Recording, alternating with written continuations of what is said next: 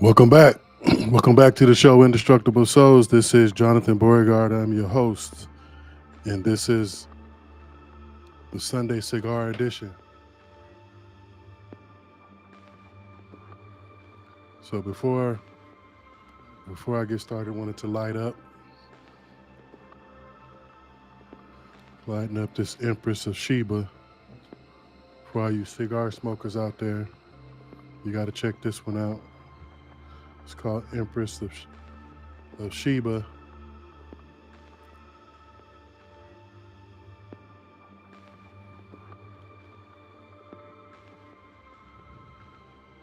It's a good smoke.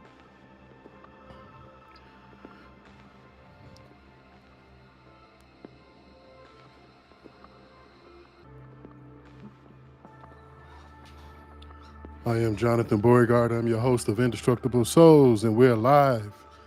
This is Sunday, November 10th.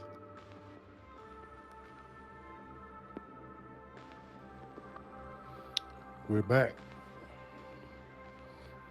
I'm not going to keep y'all long.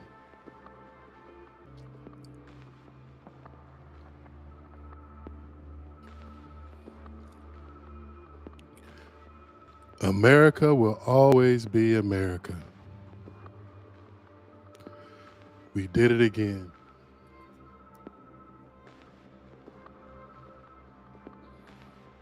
So I know many of my folks are disappointed about this recent election. They put blood back in office. Donald Trump and the MAGAts. And it's disheartening, it's disappointing, but I think I was the foolish one to think that this country would vote against its own interest and oust somebody whose clear agenda is white supremacy, whose clear agenda is to preserve white privilege. The thing is, I would respect MAGAts if they just would say what it is. So, as you know, in 2020, even before then, Trump's entire presidency was full of bigotry, hatred, white privilege. What it did was expose the underbelly of this country as it continued to. Anybody with a brain knows exactly what Trump's about. And here we are, have to embark on another 4 years of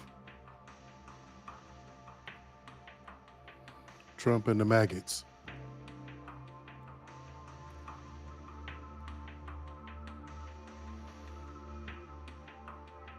It's baffling to me that people will vote against their own interest. People will vote against their own interest for self-preservation. Meaning, and here's the thing, and when I say against self-preservation, All we have to do is create an enemy. All we have to do is say, you're better than the people over there. All we have to do is blame our plight on other people over there. And even if I intend to do you harm, because I have created an enemy for you, you'll support me.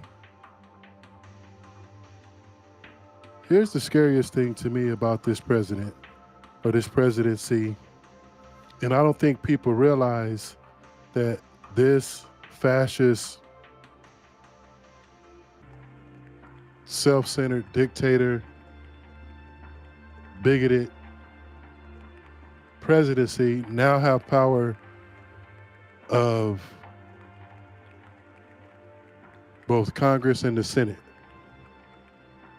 Like both, which means, and the Supreme Court, which means there'll be no checks and balances for this administration for at least the next 2 years. And what he has proven, what us as African Americans already know, what he has proven is that these kangaroo laws are just that. They don't mean anything, and they only applied to few. And these laws are ignored when you have white privilege. The Republican Party or the MAGA Party has proven that they have no backbone, that they're hypocritical, and that when it comes to power, they don't believe in their own laws and won't enforce their own laws when it's in their best interest. But they will apply them to anybody else that they feel that don't matter. You now have a government unchecked, and anybody that doesn't fit the bill of MAGAts needs to be scared. And what I mean by fit the bill of MAGAts, I'm talking white supremacy, white privilege. I was watching, one of the scariest things is I was watching one of his interviews when he said if he's talking about dismantling the Department of Education, because they want to lie and tell us that things are equal and that we don't need these things in place to give people a hand up. Not even a hand up, give us our birthright. So they're talking about dismantling the Department of Education, and who do you think that's going to affect the most? When we're talking about government funding for financial aid, school programs, funding for programs for underserved communities, programs for kids with special needs. And he specifically said, if you happen to teach the truth about American history and slavery and Jim Crow and things like that, you will be defunded. There is a push to whitewash and erase American history to fit the image of their truth or the truth they want to be told. Eventually, the truth about African Americans and other minorities in this country, eventually those textbooks will read as if we volunteered to be second-class citizens.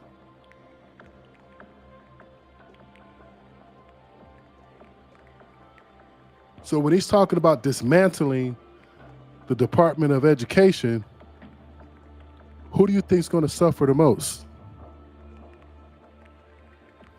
But yet you got people running out here who clearly don't understand government, who don't understand economics, who don't understand politics, because he created an enemy. He created a us and them. And all he knows how to do is beat down and cause division. And since this guy has showed up on the scene, I've been saying this for now, however many years he's been on the scene.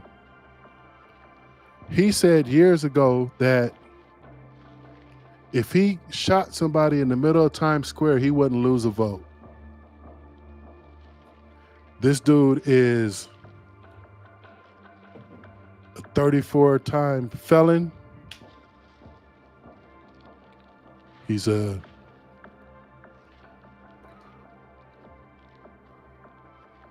sex offender. He's been bankrupt 6 times.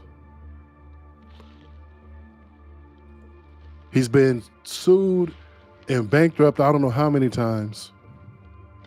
He lies to your face and tell you you didn't hear what you heard. He's ignored the laws of this country and in fact has done things that are treasonous, but yet people still want him as our leader. Why? Because he said, if I shot somebody in the middle of Times Square, I wasn't lose a vote. Because one thing he understood is not only who he was talking to, what he was talking to.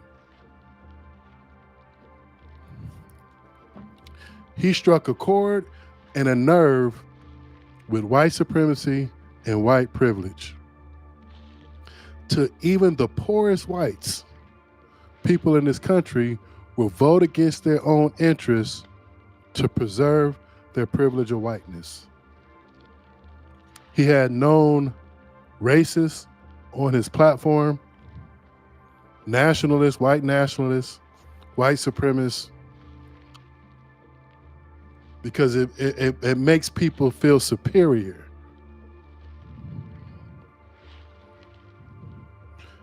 It makes people feel like there's an enemy that they're fighting against. People forgot he crashed the economy. People forgot that on his watch, hundreds of thousands of people died because he wanted us to inject bleach. People forgot how when people were at their most dire needs, how he ignored them and said, kiss my ass first before I render aid.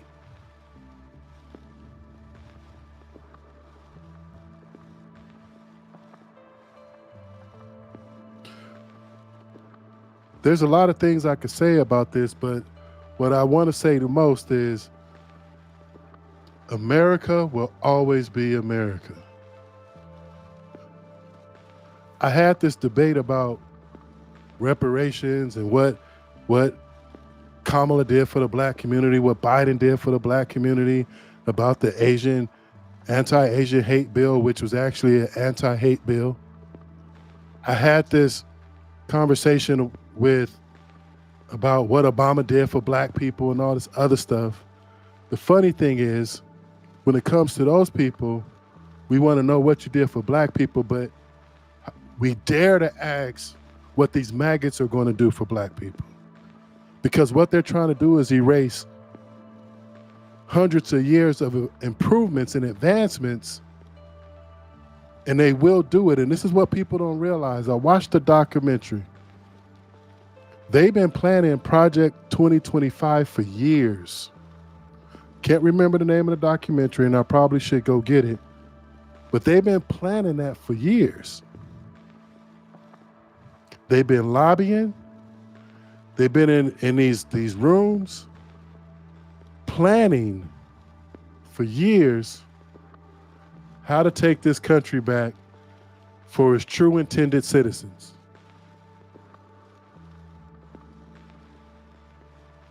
And they showed how these billionaire lobbyists have been lobbying and systematically trying to return us to the Dark Ages. The crazy part about it is They've been telling you all along. The slogan, "Make America Great Again," is really returning America to a space and time where no one else had rights, and there's a true, clear power structure for its true intended citizens of this country. And it baffles me that we'll tell ourselves, oh, it's about my money. We'll tell ourselves it's about, the border. We'll tell ourselves it's about all of these things when there's one true agenda. I would respect MAGA if they just said what it really was.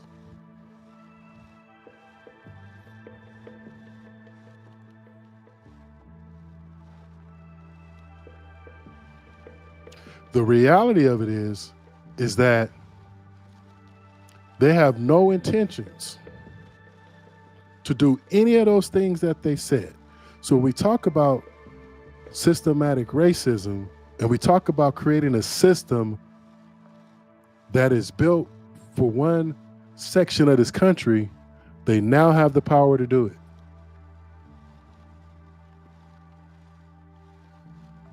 Immunity for police. What they say, blanket immunity.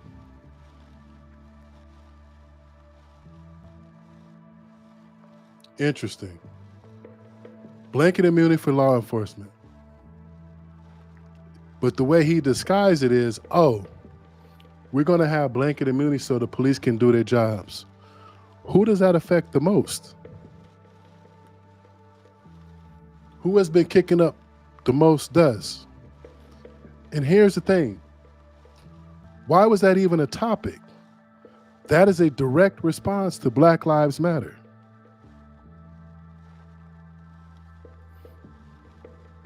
So in a direct response to a movement to eradicate police brutality, his answer is give the perpetrator immunity.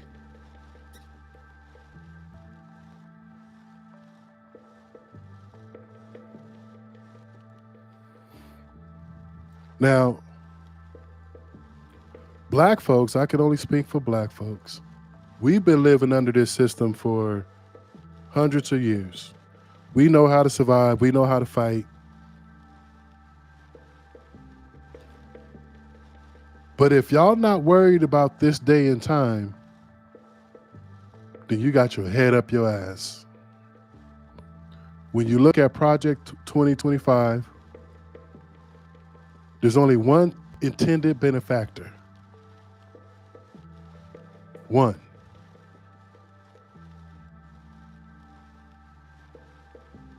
He's already bullying your senators and congressmen. He has the Supreme Court in his back pocket because people are more power hungry that they have literally sold their souls to the devil. And that devil is Donald Trump. My name is Jonathan Beauregard. This has been my Sunday Cigar. And I'm not going to waste no more breath on you maggots. Peace.